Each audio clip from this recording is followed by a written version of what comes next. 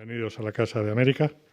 Saludo muy especial a nuestro ponente de hoy, César Cervera, y a un viejo conocido de la Casa, Daniel Ureña, presidente del Hispanic Council, institución con la que la Casa de América tiene unas relaciones muy estrechas y que creo que es uno de los centros de referencia para estudiar y promover las relaciones entre la comunidad hispana de Estados Unidos y nuestro país. Hemos ya realizado muchas actividades conjuntas. El año pasado, el cuarto foro de la herencia hispana, donde abordamos el tema del auge del español en Estados Unidos, una oportunidad estratégica para España. Recientemente, Manuel Trillo presentó un muy interesante informe de Florida a Alaska, 3 siglos del legado español en Estados Unidos.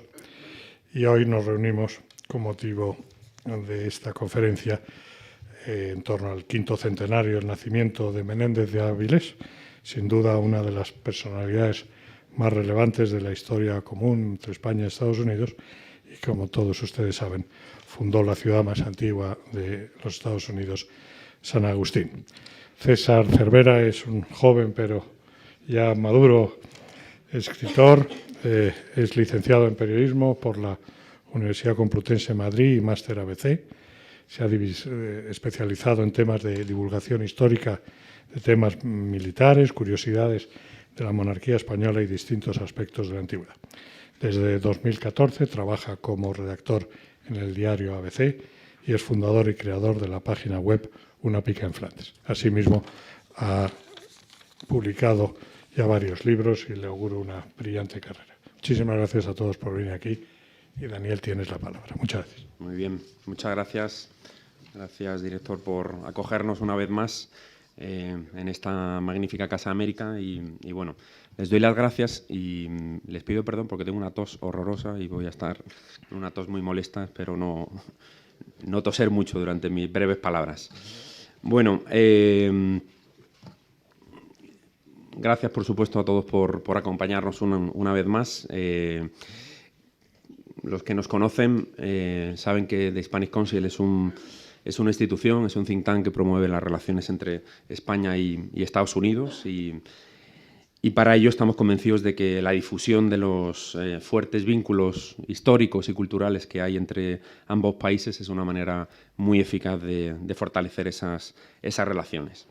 Hace ahora justo 5 años presentábamos en esta casa el proyecto de Hispanic Council y en este tiempo hemos recorrido, yo creo que un camino que nos ha permitido construir una comunidad de más de 25.000 personas que siguen nuestras actividades en redes sociales, que leen con interés nuestros informes, como el que vamos a presentar hoy.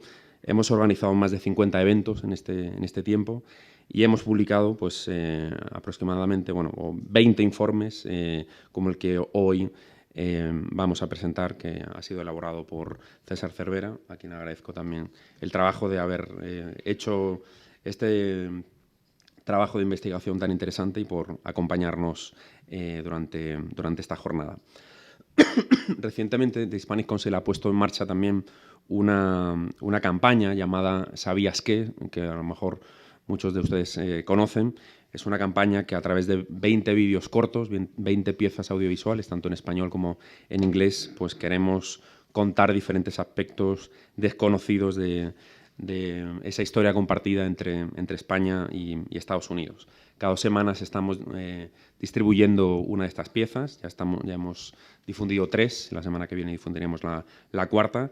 Y bueno, y estamos contando historias que nos parecen que sirven para acercar a estos dos países. Pues, por ejemplo, que la primera piedra de la Casa Blanca la puso un español de Navarra, que un español de Asturias fundó la ciudad más antigua, como hoy vamos a hablar, o la semana que viene contaremos que el dólar es un símbolo de origen en español y bueno, hay una historia muy bonita también detrás de ese símbolo tan conocido, ¿no? Y bueno, como decía, hoy nos acompaña César Cervera, que ha sido el autor de este último informe. Han leído su biografía y no quiero extenderme. Quiero recomendarles que, aparte de leer este informe de Pedro Menéndez de Avilés, lean este magnífico libro que César publicó hace unos meses, que se llama Superhéroes del Imperio, mito y realidad de los hombres que forjaron España, y ahí vamos a conocer pues, aspectos muy interesantes de figuras de la historia de nuestro país, personajes como Diego García de Paredes, Francisco Pizarro, Cabeza de Vaca, Álvaro de Bazán, de la monja Alférez, en fin, hay personajes, la verdad, que son muy interesantes. Ese libro del que les estoy hablando está ilustrado con la antigua bandera de España, que tiene la Cruz de San Andrés, que ustedes conocerán, y esa bandera hoy se puede encontrar en muchos sitios en San Agustín, en Florida, que es una ciudad que, si no conocen, les animo a que visiten, porque es una ciudad preciosa, y en ese castillo de San Marcos, que es una magnífica fortaleza, se aprecia perfectamente pues, ese fuerte legado de España en esa ciudad, ¿no?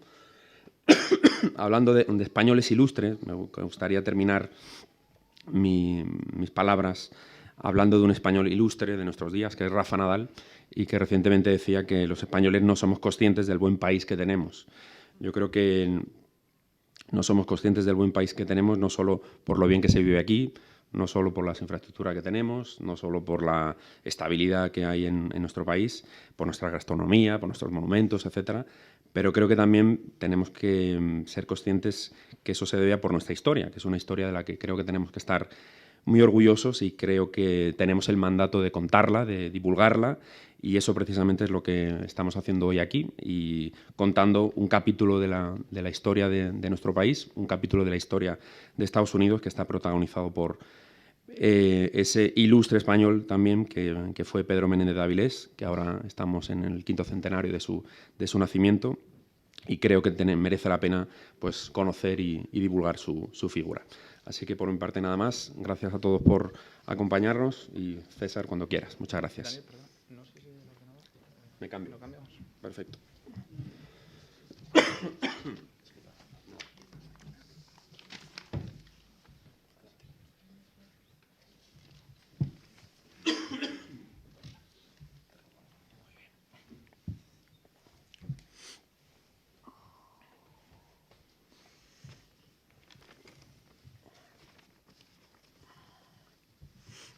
Bueno, lo primero de todo, que muchas gracias a todos por haber venido. Muchas gracias a Spanish Council por la invitación, por la oportunidad, que para mí además el personaje me encantaba. O sea, cuando me hicieron la propuesta de hacer un informe sobre Pedro Menéndez de Avilés, que además es uno de los personajes que no está en mi libro, pero podía estarlo perfectamente, bueno, pues me hizo especialmente ilusión, y además yo agradezco mucho el trabajo que están haciendo y le doy mi enhorabuena. Entonces, el motivo de que celebremos este año a Pedro Menéndez de Avilés, que estemos intentando recuperarlo, además de por este revisionismo que se está viviendo en Estados Unidos, con todas las figuras y todo el pasado hispánico, tiene mucho que ver evidentemente, con que se celebra el 5º aniversario de su nacimiento.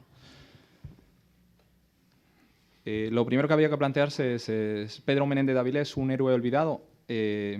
Por supuesto, con todos los héroes siempre se trata de cultivar mucho el relato del olvido, el relato de que están siendo víctimas de los tiranos o del rey, que han sido traicionados, siempre el famoso mito del vasallo, del buen vasallo, que no corresponde con el señor, ¿no? Entonces, lo primero que deberíamos plantearnos es si Menéndez de Avilés es un personaje desconocido. Yo, haciendo una búsqueda en Google, me planteo, bueno, a ver si una buena forma de evaluar si un personaje es conocido es cuántas calles, cuántas estatuas tiene en su nombre este personaje. Bueno, tiene alguna calle, tiene una calle en Alcalá de Henares, creo que también tiene una en Sevilla, tiene una plaza en Avilés. Y bueno, tiene cierta representación, por supuesto, San Agustín de Florida, tampoco lo he olvidado nunca, tiene una estatua allí.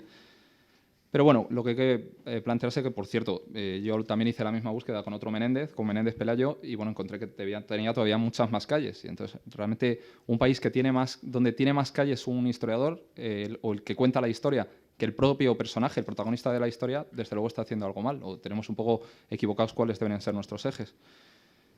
Y bueno, y desde luego...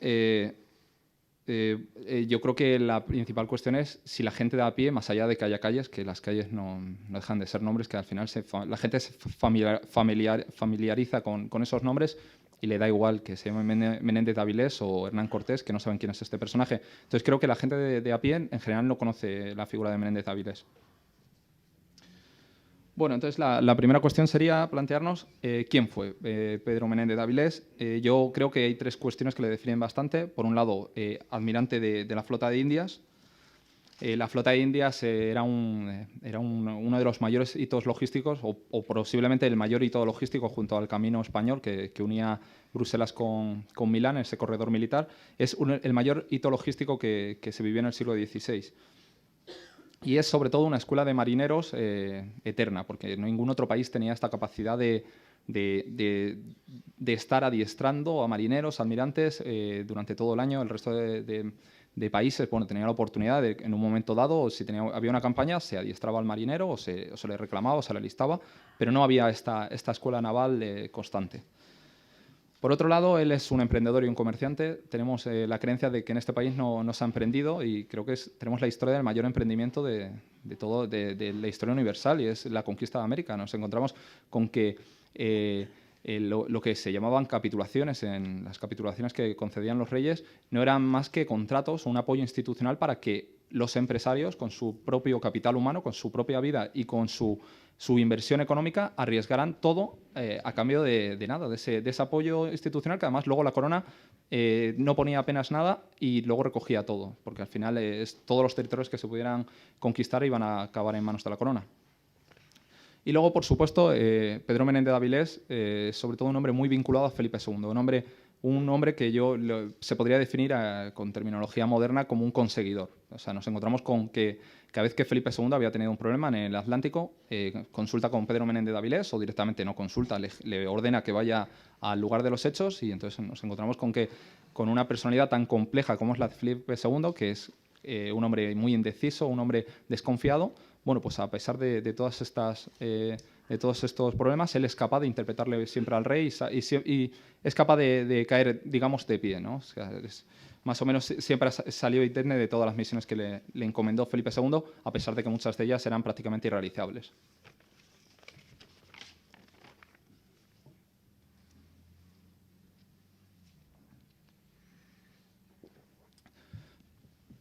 Bueno, unas pequeñas pinceladas sobre su biografía más de juventud. Bueno, se necesitarían muchas vidas actuales para meter todo lo que hizo Pedro Menéndez de Avilés. Hay que tener en cuenta que es que la densidad de lo que vivían estas personas del siglo XVI corresponde a lo que nosotros vivimos en una vida. En 10 vidas necesitaríamos para cubrir todo esto.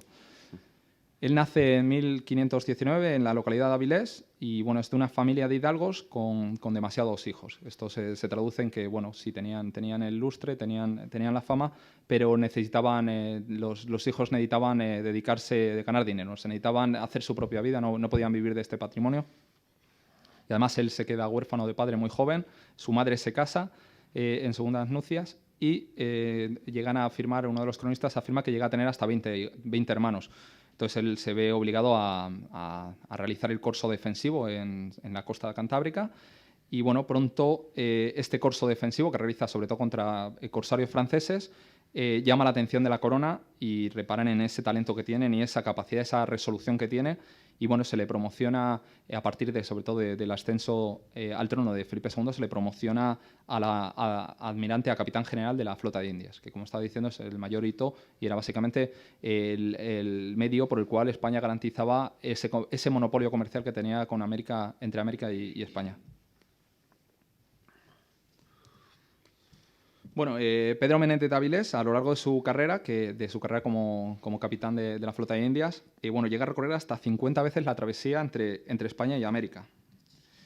Como estaba diciendo, la flota de Indias era un sistema a través que se desarrolla a través de un primer... O sea, bueno, la flota de Indias se va desarrollando a lo largo del siglo XVI, prácticamente desde el comienzo de la conquista de América, pero no se establecen las reglas que van a hacer este sistema tan eficaz y tan sobre todo eficaz contra los piratas. Se empieza a perfilar a mediados del siglo XVI y es precisamente a través de un informe que presenta Pedro Menéndez de Avilés al rey, que Pedro Menéndez de Avilés, en este corso defensivo que realiza tanto en la costa cantábrica como más tarde en el Atlántico, él se da cuenta que hay grandes carencias defensivas y él le sugiere al rey una serie de medidas. Una serie de medidas que no solamente las sugiere en el plano teórico, sino que también la pone en práctica. O sea, vemos que él desarrolla la carrera de la trayectoria de capitán de la flota de Indias durante 18 años. O sea que él es el teórico y además el ejecutor de estos primeros pasos de la flota de Indias. Bueno, el convoy básicamente, las características de esta flota de indias, o sea, lo que él sugiere sobre todo es que, bueno, que el convoy se organicen los barcos comerciantes en convoys y que vayan siempre con guardia o con custodia militar y, bueno, que vayan encabezados por los barcos más artillados. Bueno, se van estableciendo una serie de medidas que, bueno, irán evolucionando con el tiempo, pero, bueno, ya son muy reconocibles con Pedro Menéndez de Avilés. El éxito de esta flota de indias lo vemos en estas estadísticas, y es que entre 1540 y 1650, que es el momento de mayor tráfico comercial, o sea, mayor tráfico de metales, vemos que hay 11.000 buques cargados de oro y plata que realizan este trayecto entre América y España, de los cuales 519 se pierden, la mayoría por tormentas o por diferentes incidencias, pero solo 107 lo hicieron por ataques piratas, o sea que esto es menos del 1%.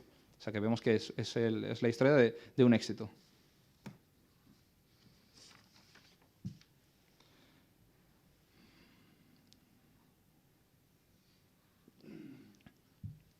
Bueno, Pedro Menéndez de Avilés, como ya está diciendo, bueno, es una especie de conseguidor para el rey, o sea, es una persona que siempre está ahí cuando lo ha necesitado el rey, y el rey le requiere precisamente con el tema de la Florida, que es uno de los últimos territorios, sobre todo más a mano, del Caribe, que se sigue resistiendo a la colonización. Primero, creo que cuando pensamos en la Florida nos falta un poco de perspectiva histórica, porque no nos damos cuenta que la Florida de entonces no es la Florida, no corresponde al estado actual de la Florida, sino que corresponde a las dos Carolinas, al estado de Florida, aparte de Alabama y a toda Georgia. O sea, es un territorio muy extenso y que además es un territorio que pasa lo mismo con Hernán Cortés o con Pizarro. Muchas veces nos falta la perspectiva no nos damos cuenta de que ellos realizan un salto de fe, no saben exactamente qué se van a encontrar, no tienen una noción geográfica, realmente tienen verdaderos vacíos sobre qué van a irse encontrando y muchas veces los cartógrafos se imaginan más de lo que saben realmente. Entonces van encontrándose y van dándose golpes conforme van avanzando. De hecho, en el informe, una de las imágenes con las que he ilustrado el informe es con este globo de Hunt Lennox, que es de 1503, de principios del siglo XVI.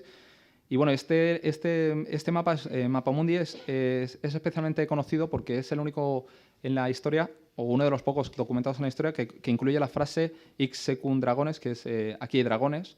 Y es básicamente, era una referencia latina que hacía referencia a que en esa zona era peligrosa la navegación o se desconocía o podía haber monstruos. Entonces, nosotros en el informe hemos hecho un poco el juego con el tema de que la propia Florida, si lo vemos, en toda esa zona del Atlántico del norte de América, nos encontramos una especie de serpiente marina o de hidra o de criatura marina, que es una advertencia a cualquiera que fuera a ir para allá de que se iba a tener que enfrentar a verdaderos monstruos.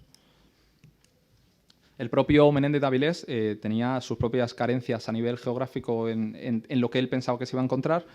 Él pensaba que incluso se podría bordear, ya en la época de Pedro Menéndez de Avilés no se pensaba que la Florida fuera una isla, como sí que lo había pensado otros exploradores anteriores a él, pero él sí que pensaba que había alguna forma de sortear por el norte la costa y que se podría entrar a través del río, se podría entrar hasta dentro y salir por el Golfo de México.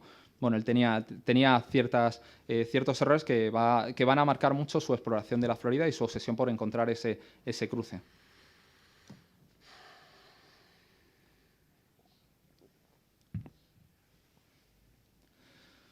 Bueno, ya sobre el terreno hay que tener en cuenta que la Florida se había intentado muchos proyectos para poblarla.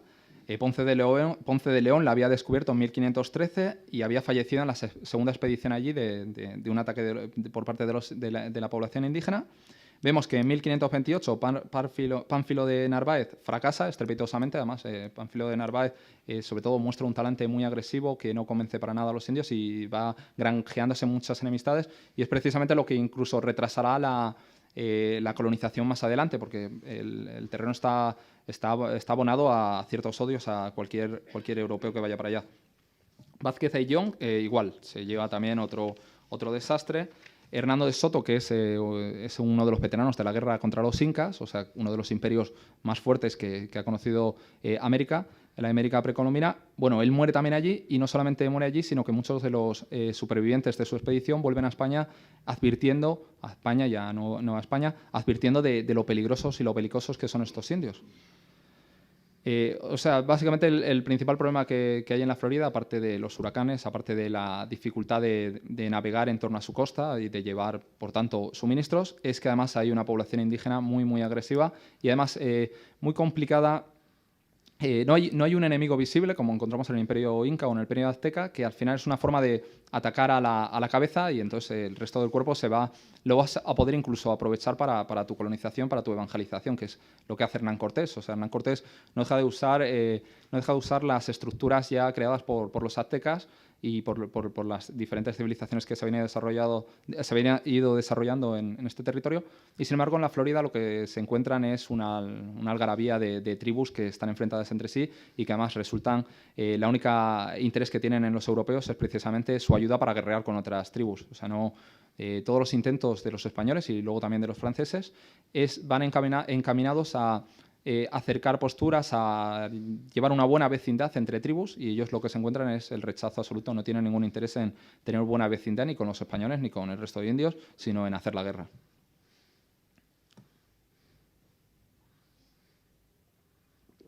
Bueno, se habían dado tantos fracasos en la Florida que en un momento dado Felipe II había comentado que solamente se hicieran expediciones a partir de entonces desde Nueva España. Y luego desde Nueva España también se llega incluso a prohibir en torno a la llegada de los franceses, se llega a prohibir que no se vuelvan a hacer más expediciones de momento hasta que haya más probabilidades de éxito, porque bueno, estaba siendo una forma de tirar el dinero y una forma de tirar vidas humanas, porque no hay manera de conquistar la Florida, no hay manera de establecer un enclave fijo en la Florida.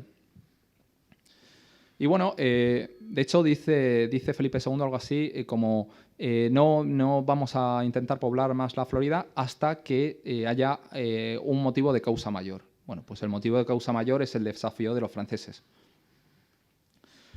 Los franceses en general habían mostrado mucho interés por América ya desde tiempos de Francisco I. Francisco I había dicho algo así como qué está haciendo el Papa, porque le ha dado el testamento de Adán a los portugueses y a los españoles, porque no comparte con el resto de naciones, no comprende que todo se lo estén quedando los portugueses y los españoles. Entonces él es el primero que empieza a financiar una serie de expediciones en el norte de América, que él entiende que está más disponible, más asequible. Y bueno, en torno al principio del reinado de Felipe II, es cierto que habían fracasado estas expediciones financiadas por Francisco I y con el cambio de reinado, que también coincide prácticamente el cambio de reinado de Francisco I con el de Felipe II, o sea, el de Carlos V a Felipe II. Bueno, pues en ese periodo de paz se da una circunstancia en la cual Francia entiende que hay paz en el continente, pero que esa paz no contempla América, o no contempla el resto de continentes, que España y Francia se pueden seguir guerreando en otros territorios. Y entonces, sobre todo por vía de los protestantes franceses, inician una serie de expediciones para asentarse en la Florida. Y bueno, la primera de estas expediciones la encontramos en 1562 con Ribault, que funda en la isla de Parris, en Carolina del Sur, funda Charles Fort, que es el primer intento serio de establecerse ahí de los franceses.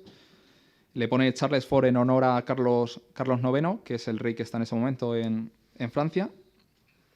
Y es cierto que esta primera expedición fracasa, este primer enclave fracasa, sobre todo por una cuestión de falta de suministros, por la hostilidad de los indios, por los motines, que es fundamental. Pero bueno, 3 años después vuelven en mayo de 1564 los españoles destruyen Charles Fort después de haberlo encontrado abandonado, después de que la mayor parte de los supervivientes lleguen la mayor parte, una pequeña parte de los supervivientes llegan a Francia y hablan de los horrores que se habían vivido en los últimos días de esta colonia, e incluso en la expedición en barco en torno a las Azores se llegan a producir momentos de canibalismo en la expedición francesa, o sea que bueno, se da fe y los propios españoles, los espías de Felipe II, tienen testimonio de lo horrible que ha sido esta experiencia colonizadora. Comprende a lo mejor Felipe II que no va a haber en el futuro inminente más expediciones. Evidentemente se equivoca porque en junio de 1564, poco después de haber sido destruido este enclave de Charles Fort, pues el segundo de Ribault, René Julien de Laudonnière, funda el fuerte Carolina. Ya esto sí que corresponde más, estaría en la zona cerca de lo que hoy en día es Jacksonville, en el estado actual de Florida. Por supuesto, cuando llegan estas noticias, llega la noticia de que hay un enclave fijo en esta zona. La respuesta diplomática de Felipe II es protestar ante la corte francesa, decir, ¿qué están pasando? ¿Estas personas, estos protestantes franceses, representan a la corona o no representan a la corona? La corona realmente tenía una posición un poco ambigua, ni defendía ni dejaba de defender, pero entendía que en cualquier caso enviar a protestantes franceses al territorio del rey de España no dejaba de ser una buena noticia, o no dejaba de quitarse un problema, ¿no? Lo más curioso del asunto es que Felipe II, nos encontramos que la respuesta de Felipe II es rapidísima, lo cual es rarísimo porque todo el mundo conoce a Felipe II, es conocido como el rey prudente, que es el rey que todo se lo toma con mucha calma, todo se hace en disposiciones muy lentas hasta que se ponen en marcha. La sorpresa es que Felipe II tenía preparado desde hace tiempo un plan, posiblemente alertado de que ya había habido en el 62 una primera expedición francesa, y sobre todo porque llevaba tiempo preocupado porque en la zona de Zacatecas, la zona mexicana de Zacatecas, había unas minas de plata descubiertas no hace mucho que suponían un tema fundamental económico. Aquí vuelve a darse lo que comentaba antes, que falta esta perspectiva histórica. Felipe II piensa que las minas de México están mucho más cerca de la Florida de lo que él piensa, y entonces para él es algo urgente, y por supuesto es urgente también por el tema de la de que el proyecto de América para los españoles es un proyecto de evangelización, no solamente un proyecto económico, y la llegada de unos protestantes a América, pues eso es un tema de primer nivel de urgencia para Felipe II. Como decía, Felipe II sorprende a todos con que ya tiene un plan en marcha, básicamente porque lo lleva negociando bastantes meses con Pedro Menéndez de Avilés, que había estado encarcelado, había tenido una serie de pleitos con Sevilla, y que estaba todo preparado, y en pocos meses se pone en marcha una auténtica carrera por ser los primeros en llegar a este fuerte, porque los propios franceses también envían refuerzos, entonces convierte eso en una carrera a ver quién llega antes y a ver quién puede reforzar cuanto antes este fuerte.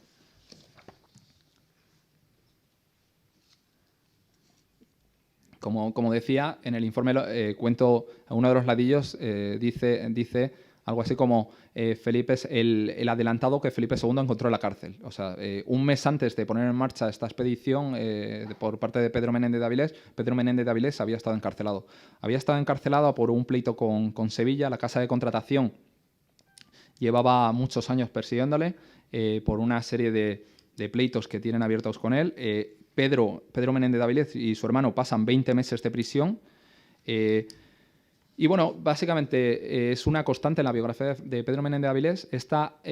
A pesar de que tiene la amistad del rey, tiene la protección del rey, nos encontramos con que tiene la enemistad de la Casa de Contratación de Sevilla. Por un lado, porque a Sevilla, que sobre todo es un órgano muy burocrático, no le gusta para nada la tendencia que tiene Pedro Menéndez de Avilés a improvisar, y sobre todo también a improvisar siempre en beneficio del rey. O sea, él es un hombre muy leal al rey Felipe II. Y tampoco gusta nada en la Casa de Contratación, primero, que haya sido Felipe II el que haya elegido directamente a Pedro Menéndez de Avilés como capitán de la flota, cuando tradicionalmente había sido la Casa de Contratación la que elegía a estos capitanes generales. Y por otro lado, la Casa de Contratación de Sevilla tampoco gusta nada este conflicto de intereses, porque al final lo que se le acusa cuando pasa estos 20 meses en prisión es, uno de los muchos causas que tiene abiertas es que se le acusa de haber escondido plata y oro desde América trasladándolo a España. Sevilla era muy celosa con este monopolio comercial que se establecía, que se estipulaba desde Sevilla, y no gustaba nada ni la interferencia ni siquiera del rey. O sea, cuando decimos a la ligera que Felipe II era un rey absolutista, o que era un rey en la tendencia absolutista de luego lo que serían los grandes reyes franceses, no nos damos cuenta que aquí vemos a Felipe II atado de pies y manos, no puede hacer absolutamente nada para liberar a su adelantado, a uno de sus hombres de confianza, y no hay manera de desbloquear este este pleito, que además tiene mucho de inquina personal. Vemos que ni siquiera hay forma de desbloquearlo, aunque sea malas, aunque sea con una sentencia en firme, no. La Casa de Contratación alarga mucho este pleito precisamente como una forma de escarnio contra Menéndez. Entonces, nos encontramos con que a Pedro Menéndez de Avilés se le encuentra en la cárcel y poco después de liberado se ve de repente enfrente de una flota que ya autoriza al rey en marzo de 1564. En marzo de 1565 Pedro Menéndez de Avilés, a la corte de Felipe II llegan los informes de que están asentados los franceses. Y bueno, el viaje, la primera flota zarpa en junio de Sevilla de ese año, y el viaje, bueno, resulta un desastre porque una tormenta dispersa la flota y, bueno, más o menos llegan unos cuantos supervivientes a Puerto Rico a finales del verano, o sea, en el 28 de agosto, más o menos se reagrupan el 29 de junio también ha salido una segunda flota de refuerzo, y además en América también hay una serie de preparativos y de suministros que está preparando Felipe II para darse la mano en la terminología de la época. Y bueno, el 28 de agosto alcanzan Florida los supervivientes, la flota que se ha conseguido rearmar en Puerto Rico, pero bueno, no era el plan original de Felipe II, y además los franceses sí que consiguen llegar a la colonia, aunque ellos también se ven sorprendidos más tarde por una tormenta y también se ven muy diezmados en su defensa de esta colonia. Bueno, y aquí es cuando tiene lugar el hecho fundamental para recordar a Pedro Menéndez de Avilés en Estados Unidos, y es la fundación de San Agustín de Florida, que funda a 85 kilómetros de donde estaban asentados el fuerte francés. En un principio lo asienta aquí, establece aquí la fundación por una cuestión de que ve que tiene una buena salida al mar, o que tiene es una buena base desde donde lanzar el ataque a los franceses. Y más tarde, bueno, es cierto que se desplazará o se cambiará la ubicación a lo largo de su historia al menos una vez. Se va a reforzar, van a cambiar la estructura, el diseño, pero bueno, la idea, la fundación ya tiene lugar en este momento, y es una fundación que desde entonces es la ciudad más antigua de Estados Unidos, con 500 años. Y es cierto, y es verdad que el otro día me puntualizaban, es cierto que San Agustín de Florida es la ciudad más antigua de Estados Unidos, pero también es cierto que Vázquez de Ayllón, que he mencionado antes, que había estado explorando la Florida, él había fundado San Miguel de Guadalupe, mencionado en algunos textos. En Carolina del Sur la había fundado ya en 1526. Lo que pasa es que este enclave tiene una existencia muy efímera. Entonces, lo verdaderamente asombroso de San Agustín es que sobrevive a lo largo de 500 años y sigue existiendo hoy en día. Hoy en día tiene 15.000 habitantes y es sobre todo un sitio donde se sigue recordando con mucho cariño a tanto el pasado hispánico como a Pedro Menéndez de Avilés. Bueno, pues desde esta fundación, desde esta ciudad que funda Pedro Menéndez de Avilés, los españoles se organizan, se rearman para lanzar una marcha de 85 kilómetros, 4 jornadas de pantanos, de territorio húmedo, de durísimas condiciones, hasta que caen en el Fuerte Carolina, donde ellos realizan un ataque totalmente sorpresa para los franceses, que apenas son capaces, un pequeño grupo es capaz de huir, pero en general prácticamente Pedro Menéndez de Avilés no tiene bajas, no se registran heridos ni siquiera, y consigue a un bajo precio conquistar el enclave francés. Y en esta cuestión, uno de los temas centrales sobre la vida de Pedro Menéndez de Avilés, o una de las razones por las cuales más se le ha criticado, es precisamente porque después de capturar este fuerte francés, él decide ejecutar a una parte de los soldados que han sido capturados, uno de los soldados franceses. Es cierto que se respeta la vida a los que dicen ser católicos, también se respeta la vida a mujeres, a niños. Y en general, es cierto que hay una gran contradicción entre las crónicas de cuál es la cifra final, porque además pocos días después, a finales de este mes, vuelven a encontrarse a otro grupo más aislado que ha intentado embarcar, un grupo de franceses que ha intentado regresar a Francia o intentar rearmarse para volver a atacar a los españoles, y se encuentran que Pedro Menéndez de Avilés también ahí se muestra se muestra muy crudo, se muestra como una persona de esa época y ordena matarlos. Es cierto que también aquí se salvan católicos, niños y mujeres, pero bueno, en total podemos calcular que se pudieron matar a unos 200 cautivos, evidentemente sin juicio previo. A veces se ha olvidado que bueno, para la leyenda, que en la leyenda negra Francia también contribuyó bastante. Siempre nos hemos centrado en tanto Inglaterra como Holanda y nos hemos olvidado la gran contribución que tuvo Francia a la leyenda negra. Estos hechos, esta matanza que ocurre en un hecho que tiene un contexto muy claro de guerra, porque estamos hablando de una acción de guerra, no es una acción contra civiles. Este hecho se traduce en Europa, llega a Europa exagerado, con una literatura siniestra, una literatura que presenta a Pedro Menéndez de Avilés como alguien que mata a niños, que viola a mujeres, que masacra absolutamente a todo. Y obviamente pues no se puede defender la muerte de nadie, porque desde nuestros postulados modernos no hay forma no tiene sentido que defendamos la matanza. Lo único que podemos hacer es contextualizarla y, por supuesto, quitarle esas capas de leyenda negra y de exageración y de literatura tenebrosa. Y bueno, hay que entender, en cuanto al contexto, hay que entender tres cosas. Primero, el odio religioso que está registrándose en Europa simplemente se traslada a otros continentes y nos encontramos con que para ellos, los luteranos, no hay cuartel, no hay forma. Estamos hablando de un tema religioso. Por otro lado, a nivel legal de la época o a nivel oficioso de la época, de las leyes de la época, ellos son piratas, porque están en un territorio que el rey de España considera que le pertenece por derecho del Papa, que se lo ha concedido el propio Papa. Y bueno, es que hay que tener en cuenta que literalmente eran piratas, muchos de ellos. Muchos de ellos fueron ayudados, asistidos por piratas ingleses cuando se funda este fuerte. Y además es que muchos de ellos directamente desertan de este fuerte y se dedican a piratear y a atacar las posiciones españolas en el Caribe. O sea que literalmente muchos de ellos eran piratas. Y bueno, por supuesto, luego hay un tema de logístico. No tiene sentido. Pedro Menéndez de Avilés en ese momento no tiene ni comida ni suministros para alimentar a sus propios soldados, que muchos de ellos están al borde del motín.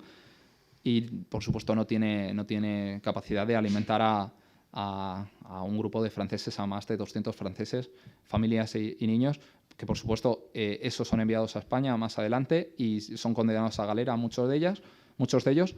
Y es cierto que la corona francesa protesta ante Felipe II porque considera que ha habido un exceso por parte de Pedro Menéndez de Avilés, pero Felipe II apenas libera a muchos de ellos, apenas concede nada al rey de Francia, y el rey de Francia además tampoco protesta más allá de eso, porque sabe perfectamente que estaba jugando con fuego y que estaba jugando con algo que estaba al borde de la legalidad de la época.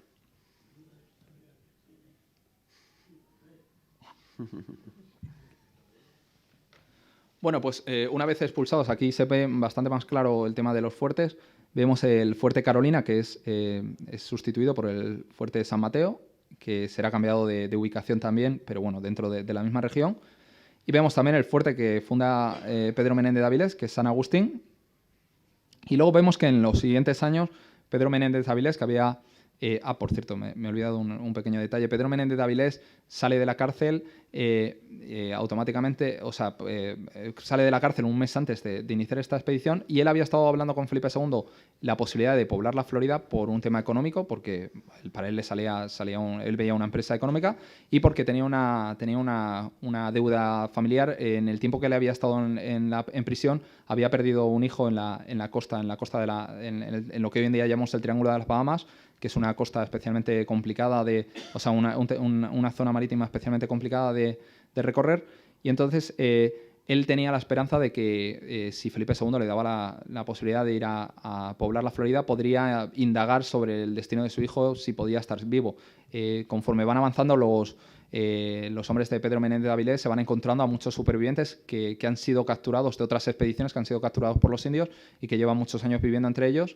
Están esclavizados, como el propio Cabeza de Vaca, que en su momento fue esclavizado, y bueno, que ahí esta connotación familiar para Pedro Menéndez de Avilés tiene una deuda pendiente. Él, por lo que llega a saber por los indios, parece ser que su hijo no había sobrevivido, no había sido esclavizado, no había llegado a ser esclavizado, o incluso había podido ser esclavizado, pero había sido asesinado, había muerto ya para esas fechas.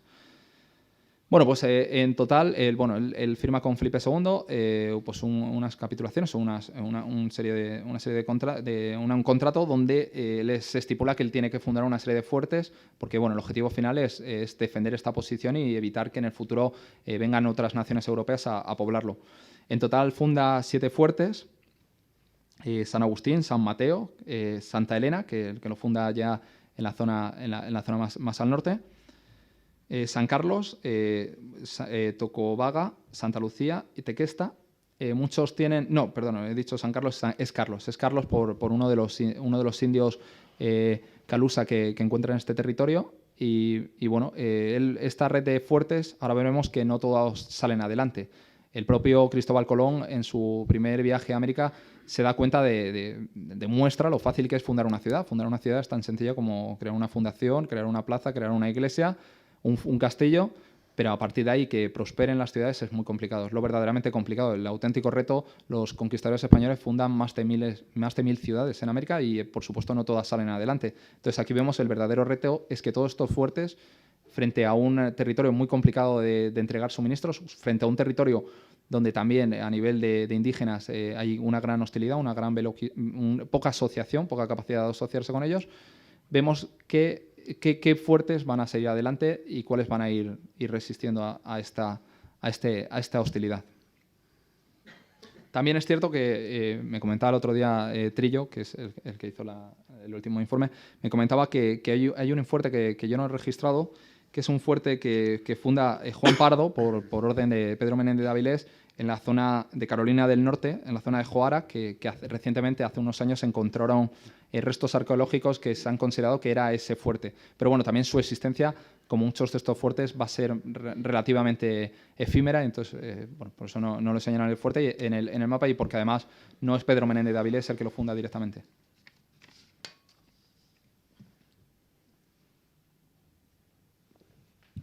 Como decía, lo que se va encontrando Pedro Menéndez de Avilés para crear estos fuertes, los retos a los que tiene que enfrentarse, por un lado, tienen que ver con verse totalmente aislados, sin suministros, con una mala relación con el gobernador de La Habana, el gobernador de Cuba, que es el que más cerca está, el que más facilidades le podría dar en cuanto a suministros y hombre, se los niega. Pedro Menéndez de Avilés tiene que incluso poner joyas de su propio patrimonio para comprar suministros más adelante. Por supuesto, cualquier petición a la Corte de Madrid es muy lenta, va a tardar mucho en llegar cualquier suministro, entonces muchos de estos fuertes lo primero que se encuentran es la incapacidad de desarrollar una economía propia, unos suministros propios. En un momento dado él se ve tan desesperado, se ve que muchos de estos fuertes están al borde del motín, y entonces él decide primero viaja a Cuba varias veces para insistirle al gobernador. Cuando ve que no hay nada que hacer, él ya decide dejar las cosas más o menos bien situadas y viajar a la Corte de Madrid para hablar directamente con Felipe II, que en estos casos era lo que mejor funcionaba, convencer a hablar directamente con el rey. La cuestión es que es cierto que él en Madrid consigue, entre otras cosas, el cargo de gobernador de Cuba. También consigue el apoyo de los jesuitas. Es en este viaje cuando introduce a los primeros jesuitas en América. Consigue apoyo logístico, apoyo institucional, pero bueno, realmente tampoco consigue grandes suministros a largo plazo. Y sobre todo que en su ausencia al fin se desatan varios motines en algunos de los fuertes. Y lo peor de todo, en una de sus ausencias, en 1568, un francés, otro protestante francés, regresa al fuerte de San Mateo y en una misión que solamente puede definirse como piratería pura y dura, depredación, destruye el fuerte, mata a toda la guarnición. Y todo esto, por cierto, con la ayuda de los indígenas locales, pues borra cualquier presencia en el San Mateo. Como vamos a ir viendo, toda la red de fuertes va a ir menguando y va a ir replegándose a los más fuertes o a los que se puedan ir defendiéndose o los que se puedan ir suministrando comida, porque si no, no tiene sentido tener una gran red de fuertes que no eres capaz de defender y que está nada más al borde del motín.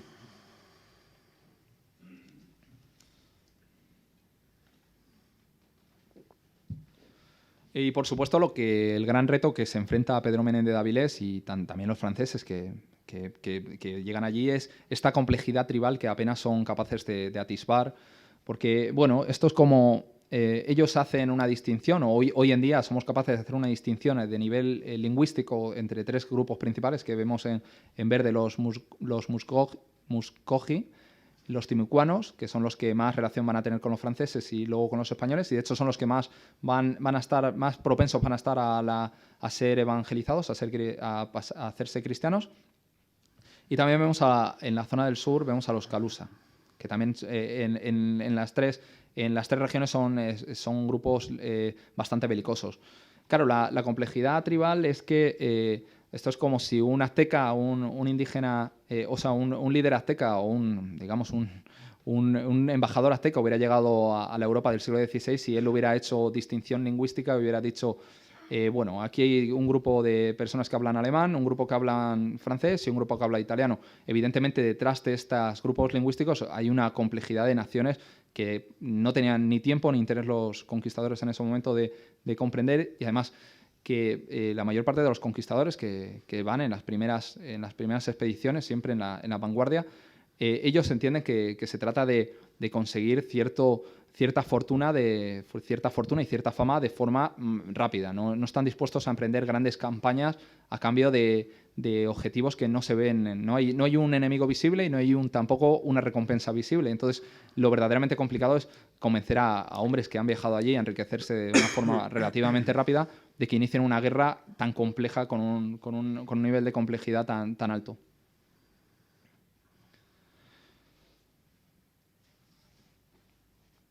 Y bueno, y por supuesto, los españoles en un momento dado piensan que puede haber plata, que puede haber oro en estos territorios, que los indios están ocultando oro, pero pronto descubren que la mayor parte de los lingotes que han aparecido, que han ido encontrando, que les han entregado los propios indígenas en sus primeros encuentros, en verdad pertenecían a los propios españoles, que habían naufragado muchos barcos y habían recogido estos lingotes.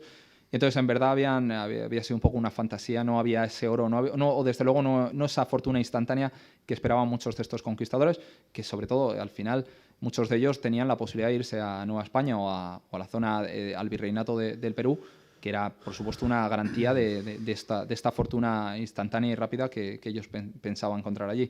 No había tantos colonos como conquistadores en ese momento, por lo menos en esta primera ráfaga de personas que llegaron a Florida. Entonces, a estas alturas lo que habría que preguntarse,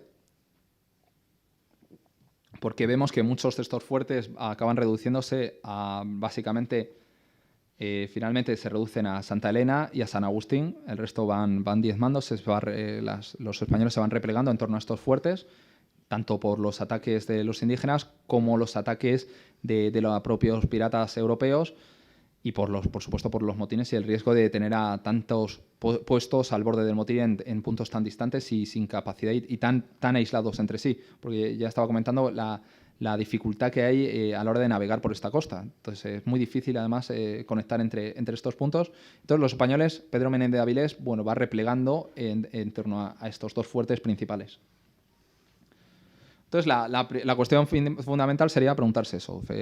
¿Estamos hablando de una historia de éxito por parte de Pedro Menéndez de Avilés o una historia de fracaso? Es cierto que hay un fracaso en la red de fuertes porque se va menguando y al final incluso Santa Elena también es abandonado más adelante, a finales del siglo XVII, y al final solo queda San Agustín realmente de este legado de creación de fuertes. Pedro Menéndez de Avilés, de hecho, planeaba antes de su muerte, de su prematura muerte y de su traslado a España, él es destituido como gobernador y se le requiere en la Corte de Madrid, y antes de retirarse, él planeaba trasladarse a Santa Elena con su familia, establecer ahí su hogar y dedicarse a cuerpo y alma a seguir fundando y a seguir evangelizando la zona. Evidentemente sin su energía, sin esa capacidad que tenía de solucionar los problemas, de avanzar y de no desfallecer a pesar de todas las dificultades que se fue encontrando, sin esta energía suya, desfallece bastante estas iniciativas de seguir poblando y seguir creando fuertes. Por otro lado, y esto sí que hablaría de un éxito, Es cierto que hay que la retirada de los jesuitas en un momento dado, los jesuitas que ha introducido el propio Pedro Menéndez de Avilés, se dan cuenta de la dificultad que tiene el terreno, que hay unas mayores facilidades en Nueva España, que ellos no están hechos para, en ese momento, en su primera experiencia en América, no están hechos para un reto tan grande, y entonces dejan paso a los franciscanos, que sí que están más acostumbrados a todo tipo de penurias. Y es cierto que en el caso de las misiones franciscanas, que se vertebran en torno a estos dos fuertes que van sobreviviendo un poco más de tiempo, San Agustín y Santa Elena, bueno, se fundan más de 130 misiones en cuestión de un par de siglos, y hacia 1000, es cierto que no todas las misiones salen adelante, pero bueno, hay un momento dado, más adelante, en el siglo XVII, ya hay vertebrados un par de lugares de misiones donde podemos identificar dos grandes vértebras de misiones franciscanas. Y hacia 1655, y esto habla del éxito de los misioneros franciscanos y de Pedro Menéndez de Avilés, había unos 26.000 indios cristianos ya en la zona. La mayoría de la región lingüística de los timucuanos que estaba mencionando antes, en torno al fuerte de San Agustín y toda esa región. Y bueno, como comentaba, Pedro Menéndez de Avilés, bueno, no vivió estos grandes avances misioneros de los franciscanos, pero bueno, él dejó sentados esas bases para esta evangelización, y por supuesto deja su legado en estos dos fuertes que sobreviven a su muerte. Y sobre todo, él es cierto que hay un momento que hay está generalizado una opinión negativa contra su gobierno, sobre todo también su gobierno en La Habana, y entonces se considera, en La Habana, por cierto, y en todo el Caribe, vemos que va a establecer una serie de medidas defensivas que a largo plazo van a ser fundamentales para frenar a piratas como Drake y compañía, piratas ingleses, pero vemos que en España estos objetivos a largo plazo no son suficientemente valorados, en España y en Sevilla, donde por supuesto esa inquina sevillana nunca termina. Y bueno, se consigue finalmente que Pedro Menéndez de Avilés sea destituido, que regrese a España para dar cuentas al rey. Pedro Menéndez de Avilés piensa que esto es una mala noticia y que ha caído en desgracia, pero bueno, nada más llegar a Madrid se encuentra que Felipe II tiene encargado para él una nueva misión, un nuevo reto y un auténtico reto. Vemos que bueno, Felipe II le encomienda que forme un ejército, una gran armada. Este es el legado. Una gran armada, yo en el informe le llamo la Invencible de Menéndez, porque realmente tiene un antecedente muy directo con... crea un gran paralelismo con la armada que más adelante se va a crear en 1588 para atacar a Inglaterra. Vemos que en 1574 Felipe II, con una serie de instrucciones muy ambiguas en un principio, le pide que levante más de 150 velas, o sea, más de 150 embarcaciones. En principio no le aclara el puerto donde debe levantarse esta flota. Menciona que el número de soldados puede ser de 11.000, o sea que entendemos que el número de soldados que estaban predestinados a esta misión iban a aproximarse a una posibilidad de una capacidad logística de atacar a Inglaterra.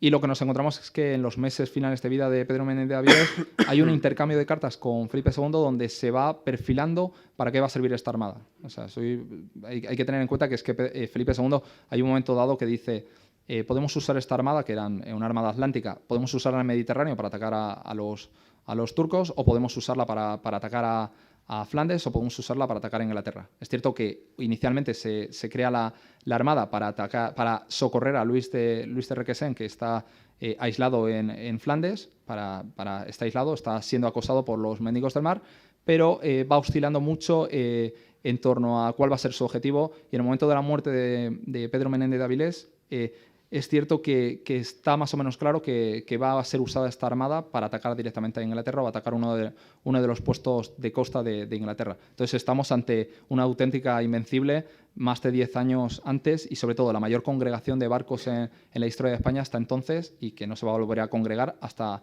la Armada Invencible.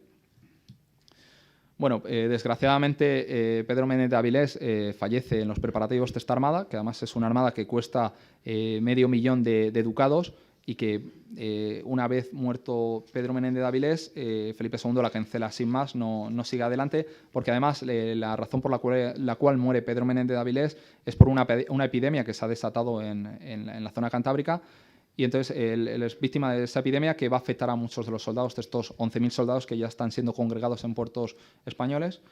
Y bueno, es cierto que ahí encontramos un poco también el perfil de esta ingratitud natural que tenía Felipe II. No es por atacar a Felipe II especialmente con especial inquina, pero él comenta sobre la muerte de Pedro Menéndez de Avilés. Comenta: me ha desplacido mucho por haber perdido a tan buen criado y porque ha hecho y hará harta falta en el futuro. O sea, él plantea todo esto en función de lo mucho que le va a echar de menos para sus objetivos militares, pero no lo siente. Evidentemente no vamos a esperar de un rey que se ponga sentimental en estos casos, pero bueno, de una persona que le ha servido tanto y le ha ayudado tantas veces, que al final Felipe II haga un análisis tan matemático, tan frío, bueno, pues desde luego habla un poco de esta ingratitud que tenía Felipe II, que no es casualidad que la mayor parte de sus grandes oficiales, sus grandes almirantes y sus grandes generales no se retiraron, no tuvieron ocasión de jubilarse, como Pedro Menéndez de Avilés tenía deseos de hacer después de esta misión, de jubilarse, digamos, retirarse a una vida un poco más retirada. No lo encontramos ni con el duque de Alba, que no lo encontramos falleciendo en la campaña para conquistar Portugal. No lo encontramos con don Juan de Austria, con su hermanastro, que muere en Flandes. No lo encontramos con Farnesio, que muere en una de las muchas expediciones que le insiste Felipe II que haga en Francia, de incursiones que haga en Francia para ayudar a la Liga Católica. Álvaro de Bazán lo encontramos que en 1588, en esta nueva Armada Invencible que se creará una década después, también muere en los preparativos. Lo veremos también en Julián Romero, en muchos otros héroes españoles que Felipe II exprime hasta la última gota. Entonces, básicamente, como estaba comentando, a la muerte de Pedro Menéndez de Avilés, básicamente quedaban dos fuertes, y en el caso de Santa Elena contaba en 1562 con solo 250 residentes, y se abandonó en 1587, se apostó por ir a San Agustín, por replegarse a San Agustín. San Agustín es cierto que también fue atacado por piratas, ha sido atacado por indios, estuvieron al borde del motín, pero bueno, a pesar de todo sobrevivió, y es el gran legado de Pedro Menéndez de Avilés, que hasta 1763 no fue cedido por la corona, por el Tratado de París, no fue cedido en un principio fue cedido a los ingleses. Es cierto que lo recuperan de forma momentaria tras el Tratado de Versalles, y ya se pierde definitivamente en 1821. A cambio de 5 millones de dólares es cedido por España. Estos 5 millones de dólares, por cierto, que nunca se ingresan, es cedido a Estados Unidos, o a estas 13 colonias, a estas emergentes colonias. Y la ceremonia de cambio de soberanía se realizó en 1821, el 10 de julio de ese año, en la Plaza de la Constitución de San Agustín. Se arribó la bandera española con los colores ya entonces rojo y amarillo. Y bueno, y aquí termina la historia de España en San Agustín de la Florida. En cuanto al legado o el recuerdo que ha tenido Pedro Menéndez de Avilés, yo creo que hay tres instituciones que no han terminado de olvidarle, o han hecho un esfuerzo por no terminar de olvidarle. Por un lado es la Armada, que la Armada siempre ha tenido una gran preocupación por su memoria y por recordar a los suyos. Por supuesto, Avilés, su región, su ciudad, su territorio natal nunca lo ha olvidado. Y por supuesto San Agustín no lo ha olvidado, y además vemos hoy en día muchos monumentos que siguen recordando el pasado español, y vemos todavía que se sigue manteniendo este castillo que comentaba Daniel de San Marcos, sigue intacto, sigue en pie. Y bueno, esas es básicamente las tres instituciones que yo creo, o instituciones, grupos que han recordado a Pedro Menéndez de Avilés, mientras el resto, bueno, creo que le hemos olvidado y le hemos esquinado bastante. Pues nada, muchas gracias.